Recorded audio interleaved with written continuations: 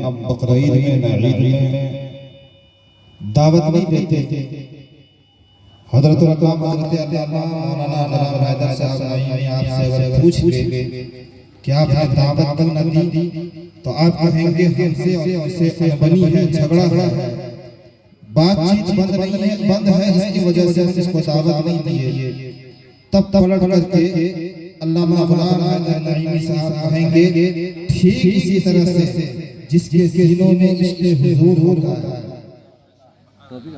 بن بلائے وہ محفل ذکر رسول میں آ جایا کرتا ہے، ورنہ صاحب یہ مجلس وہ مجلس ہے قسم خدا کی، یہاں پر کسی کو دعوت دینے کی ضرورت نہیں، جس کو حضور سے عشق ہے وہ حضور کی محبت میں شرشار ہو کر کے محفل ذکر خیر میں آ کر کے بیٹھ کر کے اپنے آپ کو بھی اپنے آپ کے مقدر کو سنوارتا ہے۔ قسم خدا کی میں نے حدیثوں میں پڑھا ہے جہاں پر ذکر رسول ہوتا ہے اللہ کی رحمتوں کا وہاں حضور ہوتا ہے، اور اس مجلس میں جتنے لوگ بیٹھتے ہیں بڑا خوش نصیب ہوا کرتا ہے۔ جو پیچھے حضرات ہیں پیچھے سے آگے بڑھیے گا تو آپ لوگ دیکھ سکتے ہیں کیسے اللہ کے ولی حضرت محبوب اشرف جہانگیر سمنانی رضی اللہ تعالیٰ عنہ کی ذات ہے، اللہ اکبر جب تک حیات سے رہے حکومتیں کرتے رہے اور بعد وصال بھی سینکڑوں لوگ جا کر کے شفایاب ہو رہے ہیں، دنیا والے کو بتا رہے ہیں اور لوگوں جو اللہ کا ہو جاتا ہے ساری خدائی اس کی ہو جاتی ہے، جب تک وہ زندہ رہتا ہے زمین پر حکومتیں کیا کرتا ہے، اور جب وہ بعد سے اب کے افسار ہو جاتا ہے تب بھی وہ اپنی قبروں میں رہنا ساری دنیا کو فیضیاب۔ آپ نے دیکھا شہر کی اللہ اکبر وہ مقدس جگہ جہاں پہ ہر لوگ لاچار ہو جاتے ہیں، جا کر کے وہاں شفایاب ہوتا ہے، اور اللہ اکبر قربان جاؤ ہم تو اللہ کے نبی سے بھی محبت کرتے ہیں، اللہ کے ولی سے بھی محبت کرتے ہیں، اور اللہ کے ولی سے جس کو سچی نسبت ہو جاتی ہے قسم خدا کی اس کا بھی مقام اونچا ہو جائے۔ تو میں بات یہ کر رہا تھا کہ محفل ذکر رسول میں وہ لوگ آتے ہیں جن کو حضور سے محبت ہوا کرتی ہے، پھر وہ یہ نہیں دیکھتا کہ ہمارا بستر کتنا اچھا ہے، ہمارا چادر کتنا اچھا ہے، ہمیں نیند اتنی پیاری آ رہی ہے، اللہ اکبر قربان جاؤ جتنی دیر بھی وہ بیٹھتا ہے ادب کے ساتھ بیٹھتا ہے، اور اس کے بعد حضور کا جب نام آتا ہے ذکر مصطفیٰ کرتے ہوئے سنتے ہوئے مصطفیٰ پر درود و سلام کا تحفہ پیش کیا جاتا ہے، اللہ اکبر قربان جاؤ۔ تو یہ وہ محفل ہے جہاں پر لوگ آتے ہیں تو اپنے مقدر کو سنوارتے ہیں، اب جن کو مقدر سنوارنا ہی نہیں ہے وہ کیوں کل آئیں گے؟ آپ نے دیکھا نہیں حضرت علی رضی اللہ تعالیٰ عنہ فرماتے ہیں کہ انسان جو انسان جس کیٹیگری کا ہوتا ہے، انسان جس انسان کے نسل کا ہوتا ہے وہ اپنے آپ کو نشاندہی چھوڑ جاتا ہے۔ اللہ اکبر تحریر فرماتے ہوئے اللہ اکبر حضرت علامہ قاضی عیاض علیہ رحمۃ و رضوان اپنی کتاب الشفا شریف کے اندر تحریر فرماتے ہیں، کیا تحریر فرماتے ہیں سنو۔ اللہ اکبر ایک اللہ کا نیک بندہ جس کا نام بادشاہ زمانہ دنیا پر حکومت کر رہا ہے، ان کے بارگاہ میں ایک انسان آیا عرض کرنے لگا حضور ہماری ایک بیٹی ہے، توجہ کیجئے گا، حضور ہماری ایک لڑکی ہے جس کا نکاح میں اللہ کے کسی نیک بندے کے ساتھ کرنا چاہتا ہے۔ بادشاہ نے پلٹ کر جواب دیا، سوال کیا کہ اے آنے والے انسان بتا آخر تو اپنا بیٹی کا نکاح نیک مرد کے ساتھ کرنا چاہتا ہے۔ اب جواب سننا، جیسے ہی بادشاہ نے سوال کیا گیا کہ آپ نیک انسان کو ہی چنتے ہیں، آپ نیک انسان سے کیوں اپنی بیٹی کا رشتہ کرنا چاہتے ہیں؟ ساری دنیا میں اور لوگ ہیں، پیسے والے ہیں، دولت والے ہیں، گھر مکان بڑا ہے، اس سے نکاح کیوں نہیں کرنا چاہ رہے ہیں؟ ایک اللہ کے دیوانے اللہ کے بندے نیک بندے سے آپ اپنی بیٹی کا نکاح کرانا چاہتے ہیں، اس کا سبب کیا ہے؟ اس کی وجہ کیا ہے؟ اتنا سنا تھا وہ ہونے والے انسان نے جواب دیا حضور اس لیے کہ جو انسان اللہ کا نیک بندہ ہوتا ہے، جو اللہ کے فرامین کو پورا کر سکتا ہے، وہ بندہ میری بیٹی کی ہر وہ ہماری بیٹی کا ہر خواہش کو پوری کر سکتا ہے، جو اللہ کے دیے نماز جیسی عبادت کو قبول نہیں کر سکتا، وہ ہماری بیٹی کا زندگی کا رکھوالی کیسے کرے گا، وہ ہماری بیٹی کی زندگی کو کیسے بتائے گا؟ اللہ اکبر، قربان جاؤ۔ یہاں سے ایک ذہن ملا کہ آج ہم دیکھتے ہیں اپنے بیٹے بیٹیوں کی رشتہ داری کرتے ہیں، دیکھتے ہیں کون پیسہ والا ہے، دیکھتے ہیں کون خاندان والا ہے، دیکھتے ہیں کس کی بلڈنگ بڑی ہے، دیکھتے ہیں کس کا جو ہے عالیشان مکان ہے، کس کے پاس کاروبار ہے، کس کے پاس اونچا جو اونچی شہرت ہے، ہم یہ دیکھتے ہیں۔ لیکن آؤ قربان جاؤ، انہوں نے کہا کہ مسلمانوں اللہ کے رسول صلی اللہ علیہ وسلم کی زندگی کو دیکھو۔ اللہ تبارک و تعالیٰ نے اپنی بیٹی خاتون جنت حضرت فاطمہ الزہرا رضی اللہ تعالیٰ عنہا کا نکاح فرمایا ہے، اور اس انسان سے نکاح فرمایا جس کے پاس اللہ اکبر کھانے کے لیے اس وقت کوئی جو ہے سامان مہیا نہیں ہے، دین سے فاقہ ہے، اس کے باوجود بھی اللہ کے رسول نے حضرت علی کا نکاح حضرت فاطمہ الزہرا رضی اللہ تعالیٰ عنہا کے ساتھ طے فرما کر کے دنیا والے کو پیغام دے دیا کہ کچھ رہے نہ رہے، اگر لڑکا میں دینداری ہو، لڑکا میں محبت ہو، لڑکا میں اخلاص ہو، لڑکا میں اگر اللہ اور اس کے رسول کا محبت ہو، تو ایسے انسان کو پاس دولت رہے نہ رہے کوئی بات نہیں ہے، اپنی بیٹی کا نکاح کر دو، اس لیے کہ جو اللہ کا حق ادا کر سکتا ہے وہ انسان بندے کا بھی حق ادا کرنے میں کوئی کسر نہیں۔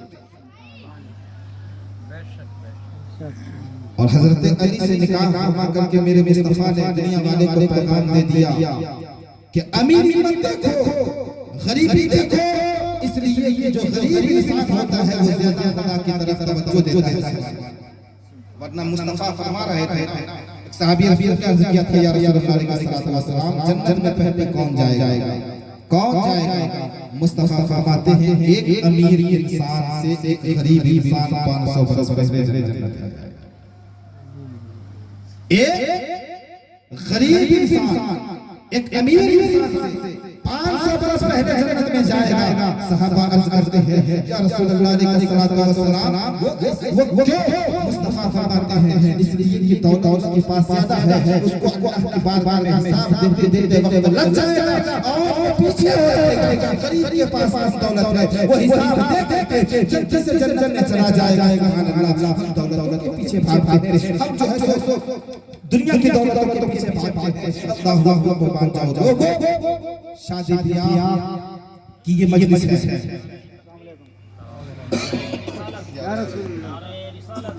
اپنے بیٹوں کا ہو، اپنی بیٹیوں کا ہو، لیکن پتہ ہے آپ کو مصطفیٰ جان صلی اللہ علیہ وسلم فرماتے ہیں کہ شادی کو آسان بناؤ، زیادہ کچھ نہیں، شادی میں 10 لوگوں کو کھلانے کی ضرورت نہیں ہے، اگر 10 لوگوں کو کھلاؤ تو حسب اوقات کھلاؤ، شادی میں اگر 10 لوگوں کو پوچھو تو حسب اوقات پوچھو، یہ نہیں کسی سے قرض لے کر کے قرض میں ڈوب کر کے اپنے آپ پر مشکلوں کا بوجھ کر کے دوسروں کو کھلاؤ، یہ مصطفیٰ نے نہیں فرمایا۔ حضور نے بھی نکاح فرمایا ہے، حضور نے نکاح کروایا بھی ہے، اور اس کے بعد صحابہ کرام کو کھجور تقسیم فرما کر کے دنیا والے کو پیغام دے دیا کہ یہ جو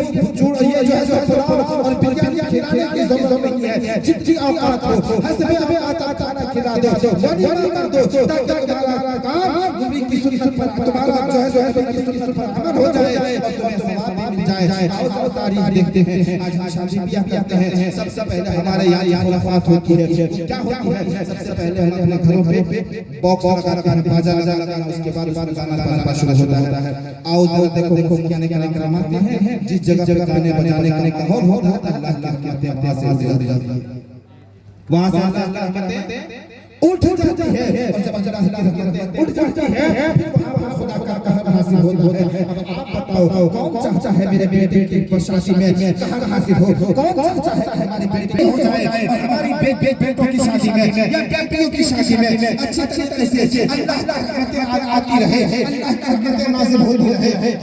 آپ کو پتہ چلتا ہو کہ آپ اپنے گھروں میں ایسا خرافاتی کام نہ کرو جس سے اللہ بھی ناراض ہوتا، مصطفیٰ بھی ناراض ہوتے ہیں۔ لوگوں